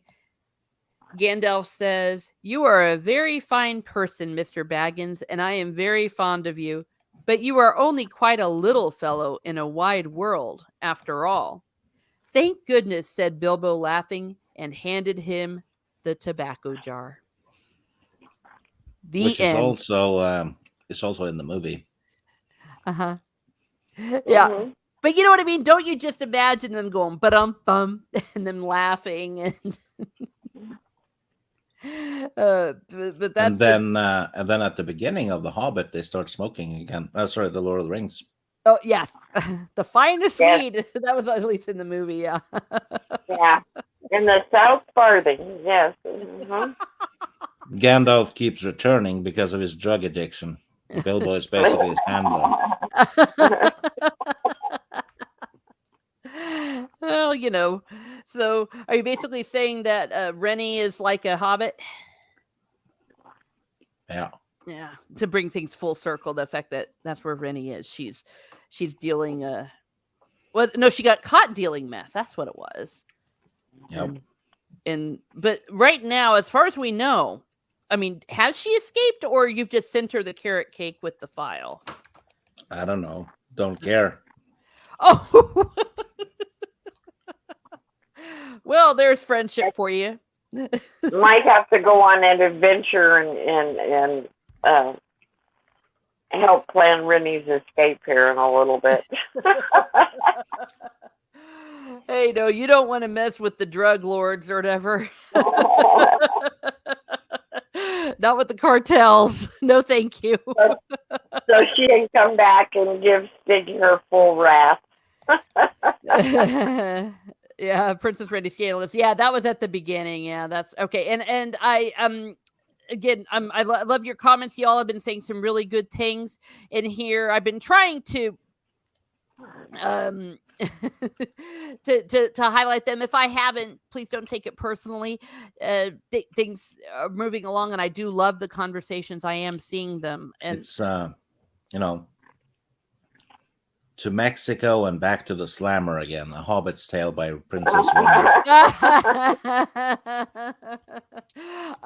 Sort of Poopa says Rennie will be smuggled out of jail in a barrel. There we go. Well, that would go along with our story. Tad said, I can imagine a dark take on the Hobbit with the hobbits running the Shire cartel, growing the finals for Eden and Middle Earth. Yeah. Yeah, there you go. Oh my goodness gracious. Okay, and I promised Justin that I would do this question later, just because it could get us on a bit of a tangent, and since we're kind of at the end of this, I think this is the perfect time to ask. I'll start with Toriel. If you had the chance to ask Tolkien one question, what would you ask? Oh, I couldn't ask him just one question. Mm-hmm. I would be, and what about this? And what about that? You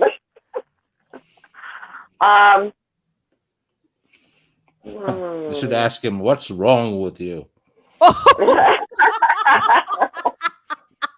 I was gonna say, go to Stig here. Let me think about this. Oh, okay. Right, well, yeah. I have a good question because he did a little bit of writing. It was just a few pages on a planned sequel to The Lord of the Rings. Oh. Yeah, starts with an old man being approached by a shadowy figure. I guess a cloaked man approaches him. It has to. It looks like it has to. It's going to be about a cult or something, but it never happened. I think he abandoned it too. I think he said it wasn't a story that needed to be told or something, which is true. But I would have asked him what that story would have been. Huh. Okay. Well, there you have it. And you can find it on YouTube, actually. The information about that canceled sequel. Okay. Well, there you are. Yeah, it's called The New Shadow. Yeah, is she known The New Shadow? Yeah. Yeah. Okay. That's a hard question. Oh. I would probably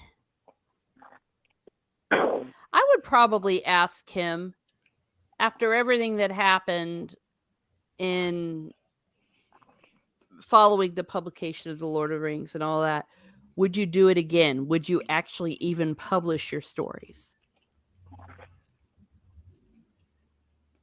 Teresa, you and I are along the same lines, because that's exactly what I was thinking. How did it affect you after? Yeah. How did it affect you and your family after the notoriety happened? Yeah. And some of the weirdos that were using it for their hippies. Yeah. I'm not even kidding. I read an article about it was a story about Tolkien, and the hippies in particular started, the Frodo lives that you saw, everything popping up in subways and stuff, where people were writing it on the walls and stuff in the 60s. Mm-hmm. Yeah. And Elf. And there's a story about Tolkien where he has to chase some hippies off his property with a broom because they were basically showing up at his home, invading his privacy all over the place. Yeah. And also some of the things he had with some of the adaptations, and he really didn't like them at all. And I think there wasn't ever an adaptation made until after he died, unless it was the radio show. I don't know if there was a radio one. He approved of the radio show. Okay. And that they had to leave stuff out due to the format because it was going to be on a radio play. Mm-hmm. So he approved of that. Okay. Well, there you are. I think that he probably, perhaps, I don't know. Let me restart there. I think that maybe he was grateful for the financial security that it meant for his family. And was able to, especially later in life, once his children were grown, he and his wife were able to retire to a really nice place that she was very happy there. Mm-hmm. But yeah, now his grandkids have fucked it all away. Yeah. For a quick buck. Yeah.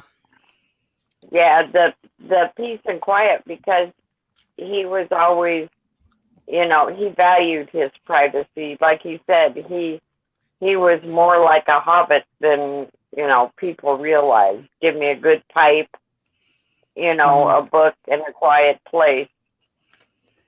Yeah. Yeah, and I know that he was increasingly disgusted with the entire planet, which I could actually relate to. I'm getting there as well. Yeah.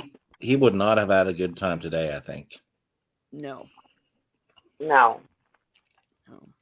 Hello, Happy Dinosaur. I don't. Thank you for being here. I don't know if these books would ever have been written, basically, with the way things are now.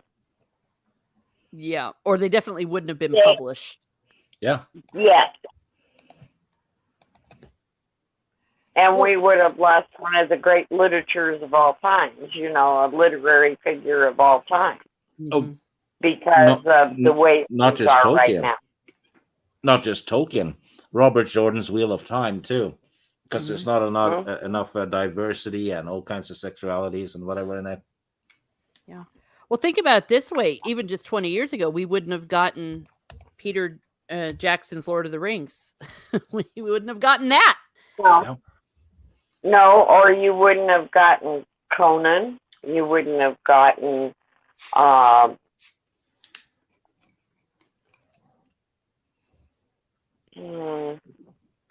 Dragonlance. Well, look at Dragonlance. Yeah, Forgotten Dragonlance. Realms. Forgotten Realms. And even now they're trying to downplay Harry Potter. Oh yeah, and Narnia. Narnia would not fly today. Oh, not at all. No, not at all. Not at all. And yeah, there's a lot. And that's a very sad commentary on the way things are going. Yeah. Mm-hmm. There's not gonna be a lot of creativity going on. No, you're not allowed to be. Well, you're only allowed to be creative with the pieces they allow you to use. Yeah. So it's like they tell you, yeah, you can build a Lego house, but you must include these 6 pieces. Exactly. Everything's too prescribed. Yeah. Yeah. Well, you must fit our narrative, or the narrative is not going to be published, whether we agree with it or not. It's like Lovecraft. Can you see Lovecraft being published now? No. He would be canceled after the first story. Oh gosh, yeah. And to be honest, he was racist. Lovecraft was racist. Yeah. Even though he was a product of his time, he kind of he was definitely on the racist side. Robert E. Howard, not so much. He's basically he uses the language of the time for certain words, but I don't think he was a racist, to be honest. But Lovecraft, Yeah. Shane Nolan says they despise J.K. Rowling. Imagine a Kathleen Tolkien. Oh yeah. Gosh, yeah. Well, look, they're trying to rewrite it that he wasn't really a Catholic. They're trying to rewrite all that stuff, and then when that failed, now they're just saying, okay, yeah, he was a terrible person. They're starting to go that route even. Happy Dinosaur says Lord of the Rings of Power. I'm going to call it Lord of the Bowie movement. Oh, yeah. Yep. It's sad. And here's the thing, especially going back to a little bit of what you're saying about Lovecraft and all of them, that a lot of our great literature, they weren't written by saints. Okay. And even saints didn't necessarily act like saints. Nobody is perfect. Okay. And that the fact that we cannot truly look at a work and divorce it from maybe the person, like you can say that somebody is an absolute horrible human being, but look at their work objectively and say, well, that's a great work. Do you want to hear something really fucked up? Sure. they want J.K. Rowling to be cancelled, right? Mm-hmm. She's like the worst person ever, and her book should be burned and blah blah blah. Yet they don't complain about Mein Kampf by Adolf Hitler being published still. Mm, Priorities. yeah. Yeah. It's So they think Rowling is worse than Hitler. yeah. Well, Hitler's. Well, I'm not going to say it. I'm just not going to say it because I'm not monetized channel, but I don't want to get myself into trouble and the way people can even take things out of Well, context. excuse me. Like I said, I'm losing my voice, but if you watched The Crimes of Grindelwald, okay, Yeah. you may not agree with that movie, but look how he treats people. It's what they want to hear. He gives them he listens to them just enough to bring pieces of what everyone needs and wants to hear, just like Mittler. Yeah, Mittler. I was trying to get the right word I know, there. Going down that path is not a good path to go down. Mittler wanted to hear, and everyone's believing this because there is a tad of truth in what they say, and it's very appealing, even though behind it is very sadistic and powerful from the point of view of the person that's saying it. It's manipulation, total manipulation of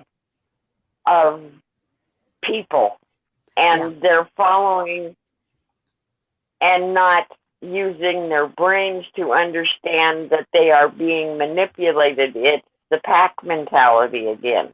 Yeah, mob mentality. Yeah, absolutely. It's kind of like a quote from a book I read. It's people will believe anything because they either want it to be true or they are afraid it is true. Interesting. I think that's or they need it. Terry Goodkind. Or they need it to be true. Oh, that too. Mm-hmm. Well, as we start to wrap up our Lord of the Rings, Hobbit, and all of that, I want to be asking both of you any final thoughts about the Hobbit, what it is, what it did. Going to kind of leave it open. And Lady Toriel, I'm going to hand over the mic, if you will, to you about your thoughts about the Hobbit. The Hobbit to me is a feel-good book. It's a great introduction to fantasy if you're starting into fantasy. A lot of the other series are more true to life, even though it is fantasy with the elves and everything and a lot of the other genres. I fell in love with it. It was one of the first books that got me into fantasy. His explanation, it just envelops you into this world. And you see the good and the worst in people that you can equivocate into this world, where you see, like, Bilbo never lost his perspective of being kind and gentle, even though he had the ring, and it does take possession of him later on. But he was still able, in a lot of ways, that his fundamental personality was always good and kind. And you see the greed and how it takes over people in a lot of ways. And from Tolkien's point of view, as you get older, when you read it as a child, you see all the good that's in The Hobbit. Mhm. And if you reread it through the years, different things pop out at you as you age. And it's meaningful to children as well as adults because you're always finding new and different things in the stages of your life. Wow. That's profound as F. Excellent. How about you, Stieg? Though I agree 100%.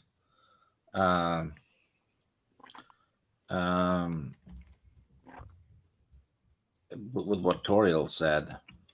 For me, though, it's a fun adventure story.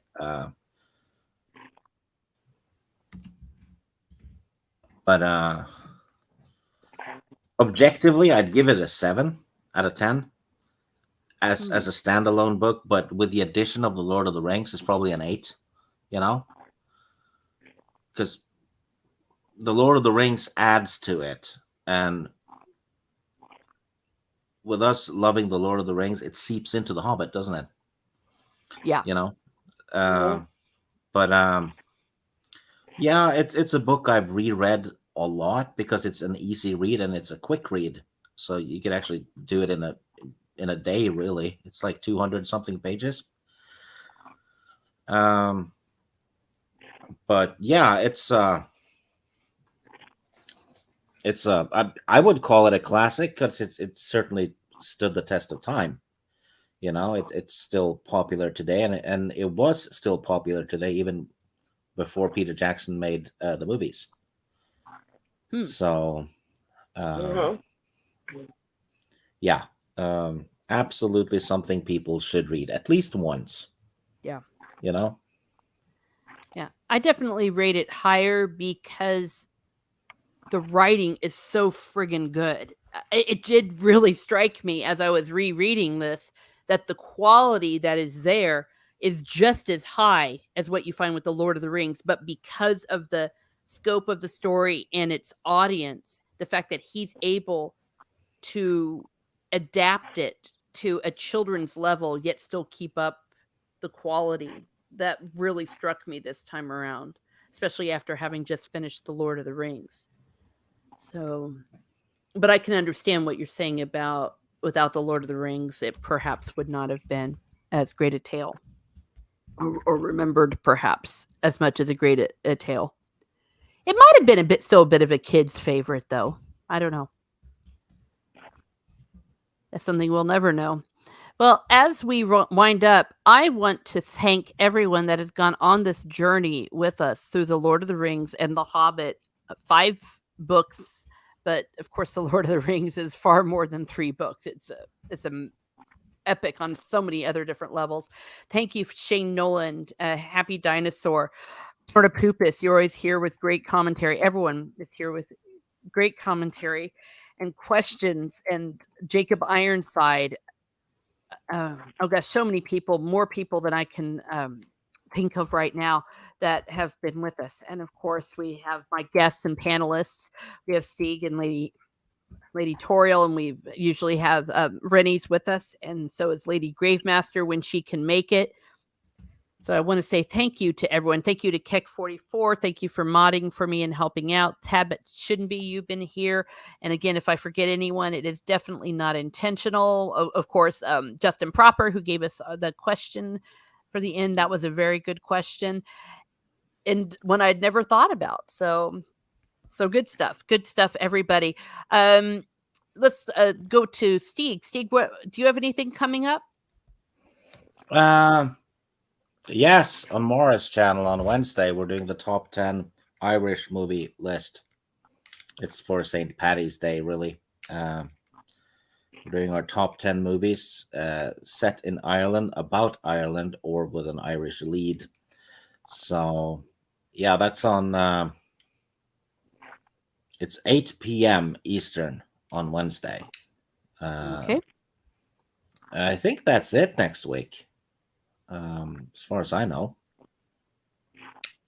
Uh, because we're taking the Saturday off. Yes, that is a good point. Yes, we are going to be taking next Saturday off before we do the Silmarillion.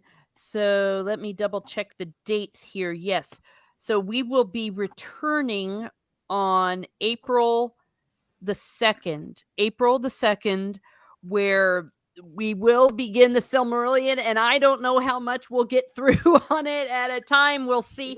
But I think this is a very good time for us to revisit the deep lore of Tolkien for reasons. I have said, though, and I will continue to say that I will not be reviewing a certain show on my channel. I am absolutely refusing to watch it, mainly if no other reason that I don't want my imagery, I don't want my thoughts, my love for this being tainted. I've seen enough things that I love being crapped upon.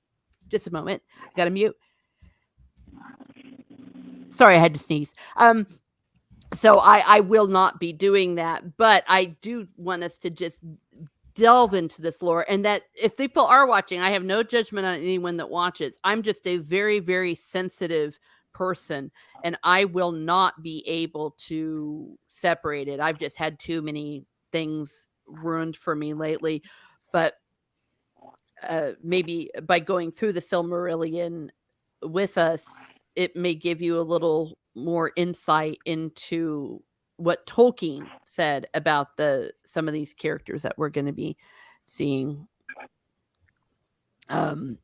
So yes. Oh, thank you, Tabit. Shouldn't be. Yes, we've kept a pretty steady audience through it, and I love everybody. I love the fact that people are coming in and showing support and getting something out of it. And I always say every single person that comes in to my chat is very important to me, because I like to do this channel because I want to share things. I want to share things and maybe make people's day a little bit brighter.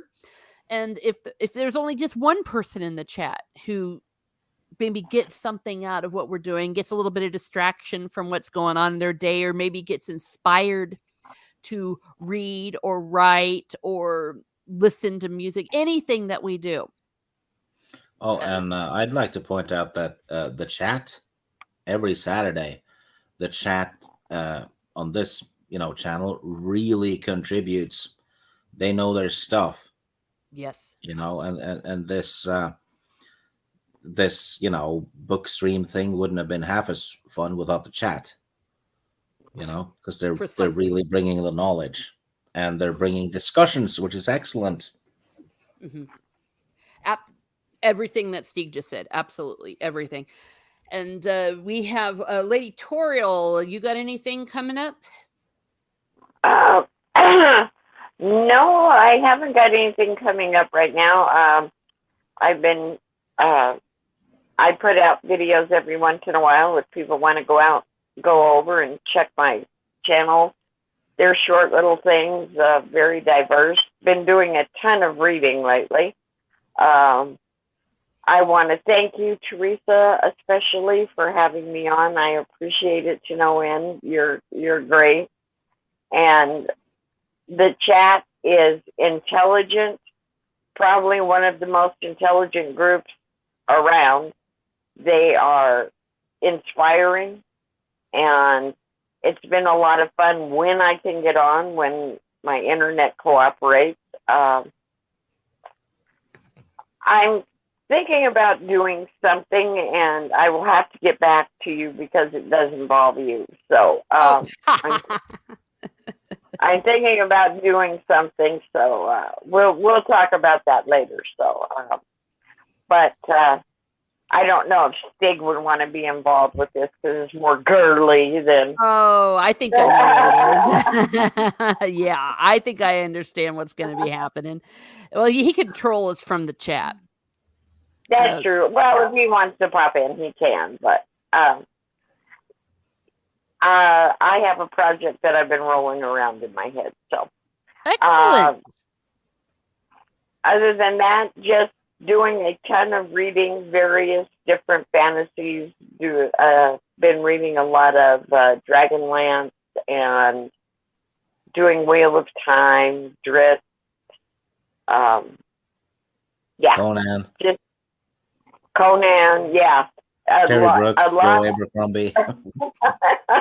Yeah, I've been Heist. reading a lot of fantasy and getting my love for fantasy back, since everyone seems to want to poo-poo on everything. And I Yeah. would tell people, go read, go back to the older stuff, watch the older stuff, Yep. get your joy back, because it's getting to the point where I don't think they want anybody to have a joyful soul anymore. And you know Well what? said. Just because something's new doesn't mean you have to watch it. Mm-mm. You know, No. you see people go, "Oh no, And- this is gonna ruin my impressions of Spider-Man or something." Like, well, then don't watch it, for God's sake, don't. Yeah, I'm with Teresa. I will never see the thing that's coming, the atrocious thing that's coming out under a name that they should not defame, and that's the way I feel about it. They are defaming a truly great author. Yeah. And they have done that. That's like, I still have never watched Game of Thrones, and I won't, because my love for the books. I fell in Yeah. love with those books. And nope, not going to watch that either. There are certain things that I think in life are more important if just embrace, go back to your childhood. There's nothing wrong with that. Think about what you enjoyed as a child when you were growing up reading, and Yeah. go back and reread it. Yep. You know, Or kind of like what I've been doing. You know, Stieg has been recommending, and so has you, Lady Toriel and Lady Gravemaster, some of these fantasy things I'd never even heard of. And I don't know what planet I was living on, but I didn't know about Feist and his books. Things like that. Get recommendations from friends. And I know that on many of our timelines, we will put out like, hey, why don't you read this? Or Stieg will put something like, what are you all reading? To give you all ideas. Yeah, I've been Yeah, doing I that swear. deliberately. I swear he should be getting commissions, because he's Oh yeah, he costing people lots of money, shall we say. No, if you can find him at the used bookstore, because right now they're trying to even change some of the literary publications that are coming out. So always look for the older books yeah. before they have a change it. Yeah, I don't know if you have half price books where you are, Toriel, but they have that in my city and in many others, and also antique malls will often have these. I bought a whole bunch of books. I bought almost all of the Robert Jordan Wheel of Time series, more than half of them, from half price the other day. I just got lucky. So yes, I got told that. I am so jealous of you, Teresa. I really am. I hate to say that, but my little green person is just bubbling up inside me, because it's like, oh my gosh, because we have one here. We have one bookstore. And I have none. Yeah, Stieg has none. He's jealous of all of us. I don't feel sorry for you, Oh, Steve. I really don't. Because you're making all of us spend tons of money, and you're sitting back there and chuckling. I just know you are. Well, So it's not no like I'm sympathy. making you spend money on stuff you don't want. yeah. Yeah, we're losing money, but we're gaining joy. Yeah, That's true. Actually, I've gotten Teresa to quit her job and buy an Xbox. I'm not even kidding. It happened. Yeah. Yeah.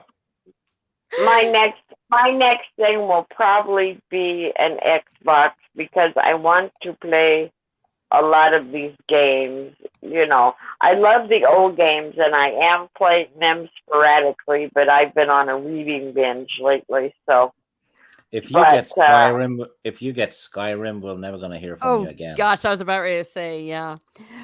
Well, I'm going to be wrapping this up now. You will find me here in Miss Martin Muses in 2 weeks with the Silmarillion. I might do some double picks. I honestly don't know. It just depends on my schedule. I might do some random live musings.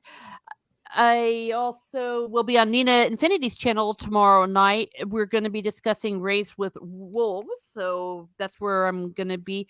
And maybe every now and then popping up over on Lady Gravemaster's channel or whatever. So, everyone, have a good day. Have a good day, and be certain to not read crap.